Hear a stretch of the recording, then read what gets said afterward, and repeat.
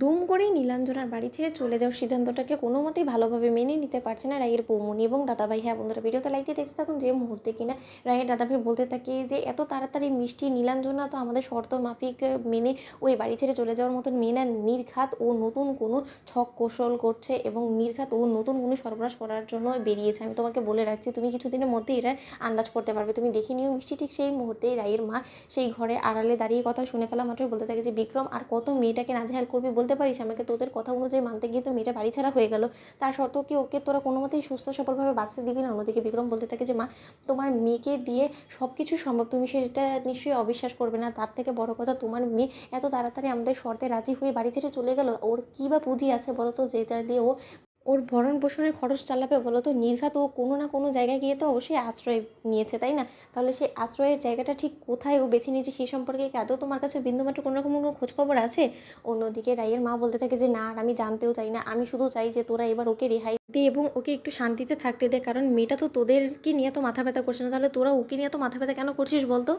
অন্যদিকে রায়ের ঘুমন্ত অবস্থায় সুযোগটাকে কাজে লাগিয়ে যে মুহূর্তে কিনা নীলাঞ্জনা আশপাশ দেখে বলতে থাকে যে এই সুযোগটাকে যে কোনো মূল্যে কাজে লাগিয়ে আমাকে রায় দিদিভাইকে শ্বাসরোধ করে মেরে ফেলতে হবে, কারণ রায় দিদিভাই বেঁচে থাকতে আমি কোনোদিনও আমার উদ্দেশ্য সফল করতে পারবো না এবং আমার প্রতিশোধ নেওয়া পূরণ হবে না, এবং যে করেই হোক না কেন আমাকে এই সুযোগটাকে কাজে লাগিয়ে আমাকে এক্ষুনি রায় দিদিভাইকে শেষ করে দিতে হবে, কারণ যতই সময় এগোবে ততই আমি আরও বেশি অনির্বাণ দাদাভাইয়ের সন্দেহর জেরে ফেসে যাব। অন্যদিকে যে মুহূর্তে কিনা নীলাঞ্জনা হাতে বালিশ নিয়ে রায়ে শ্বাসরোধ করে মারতে যায়, ঠিক সেই মুহূর্তে বেল বেজে ওঠে এবং বেল বেজে ওঠা মাত্রই রায়ের যখন ঘুম ভেঙে যায়, রাই বলতে থাকে যে কী ব্যাপার, তুমি এখানে কী করছো বলো? তার তুমি হাতে পিলোটা নিয়ে কী বা করছিলে বলো তো? কী করার চেষ্টা করছিলে তুমি বলো আমাকে? অন্যদিকে নীলাঞ্জনা ঘাবড়ে গিয়ে বলতে থাকে যে না না দিদিমণি, আসলে এই পিলোটা পড়ে গিয়েছিল আপনার খাট থেকে, তার জন্য আমি এটাকে তুলে আসলে রাখছিলাম। আপনি আমাকে ভুল বুঝছেন কেন বলুন তো? ওদিকে বেল বেজে উঠেছে, কেউ হয়তো দরজায় এসেছে, আমি গিয়ে দেখছি।